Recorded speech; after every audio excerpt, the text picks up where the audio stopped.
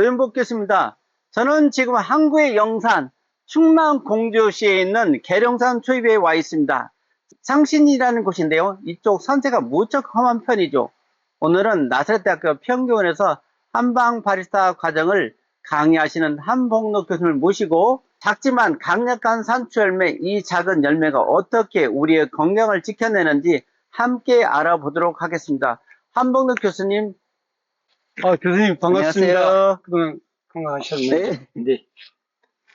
네, 안녕하세요. 저는 나사렛대학교에서 한방차 바리스타를 강의하고 있는 한복록 교수입니다. 오늘 약초 대학 TV를 통하여 여러분께 인사드리게 되어 무척 기쁩니다. 반갑습니다.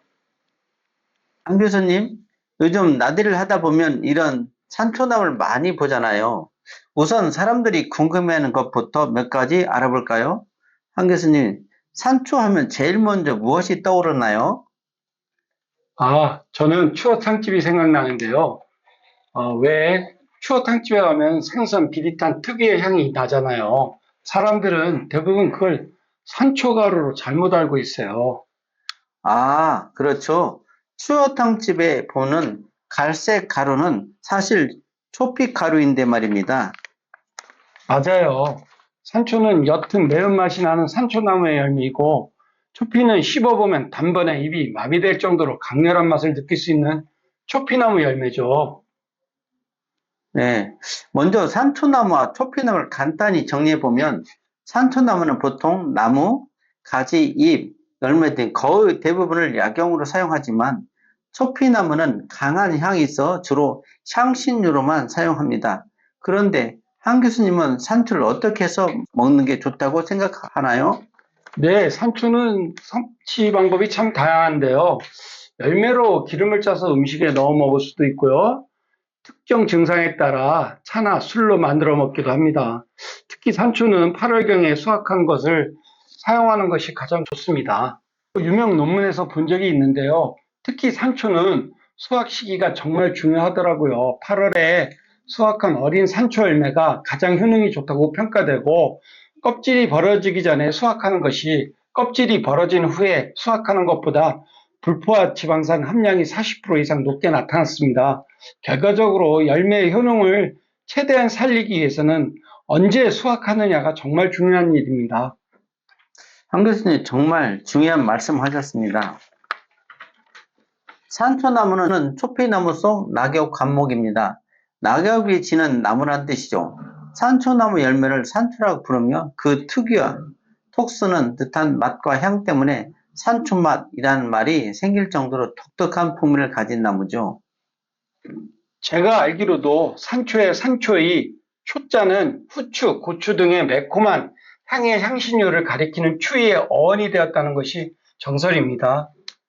그런데 대부분 음식점에서 산초와 아주 유사한 초피라는 것을 넣는데요.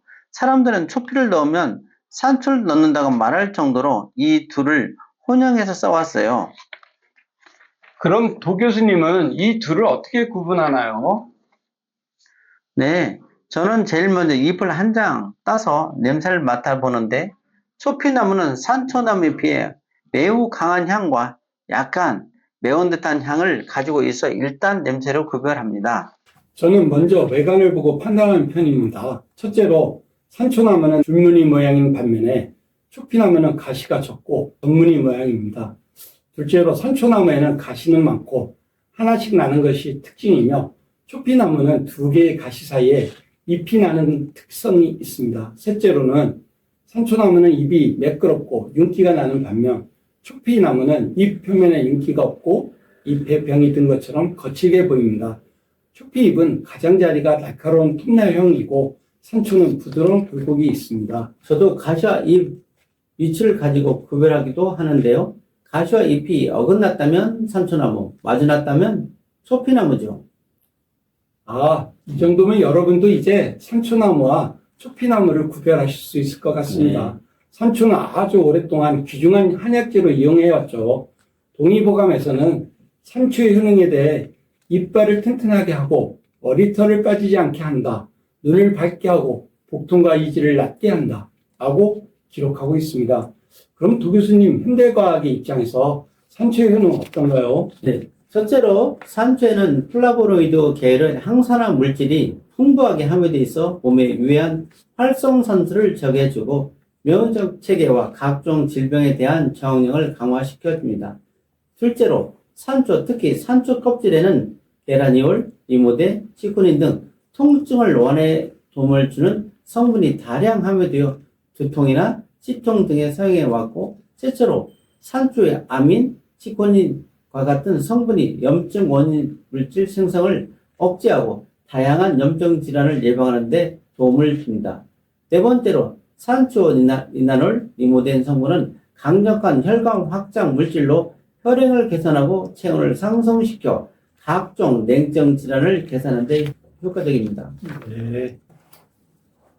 네, 그 외에도 산초의 산시올 성분은 위장의 운동성을 높여 섭취한 음식물의 분해를 돕고 소화불량과 이로 인한 구토를 예방하기도 하고, 함유된 산시올 성분과 함께 특히 칼륨은 산초 100g당 1700mg을 함유하고 있어 체내의 염증과 노폐물을 체외로 배출하고 부종을 제거하는 유용하게 사용합니다.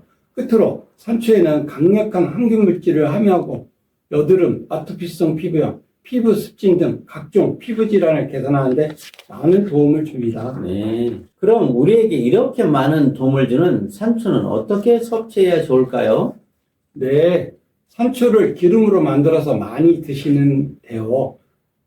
산초는 반쯤 익었을 때 따서 말리면 검정색 알맹이가 나타나는데 이것으로 기름을 짭니다. 산초 냄새가 워낙 강해서 일반 기름집에서는 잘 짜주지 않아요. 미리 알아보셔야 하고, 기름을 짜려면 최소 약 5kg 정도는 돼야 하는데 일반인이 산초 5kg을 채취하기 쉽지 않은 양입니다. 그래서 들깨를 섞는데 이때 산초와 들깨의 비율을 1대3으로 합니다. 이 비율이 고유한 향과 맛을 내고 최고의 산초 기름을 얻을 수 있는 황금 비율이죠. 공복에 하루에 2-3스푼씩 드시면 좋습니다. 그리고 참 산초 기름 마니아들도 있는데요. 그분들은 주로 열매에서 껍질을 분리해서 그 껍질만 사용하는데, 여기에서는 일반인들이 드실 수 있는 방법을 설명드리겠습니다. 첫째로 익은 열매를 후라이팬에 넣고 약한 불에 열매가 버려질 때까지 볶습니다. 둘째로 볶은 열매를 믹스에 넣고 갈고 그 가루를 한 번 더 후라이팬에 볶으면 됩니다. 건강뿐만 아니라 추어탕 등 오래 넣으면 흙냄새와 비린내를 확실히 잡아주죠. 네, 근데 두 교수님은 산초주 종종 담그시잖아요. 네, 가끔씩 담그기도 합니다. 산초 단가지 3cm 정도 또는 두꺼운 가지는 껍질을 벗겨서 껍질을 잘게 썰고 꽃과 잎은 물기를 말리고 대신 열매는 그대로 사용하면 됩니다. 이 재료 3배를 소주로 채워 용기에 넣고 밀봉하여 보관하고 3개월 정도 숙성하면 강한 향내를 가진 건강 산초술이 완성됩니다. 다만 어떤 방법으로 섭취하든 산초에는 알칼로이드 등 자극적인 성분이 들어있어서 민감한 분이나 다량 복용하면 소화불량, 메스꺼움 등 증상이 있을 수 있습니다. 따라서 임산부야 모유 수유를 하시는 분은 드시지 않는 것이 좋습니다. 네,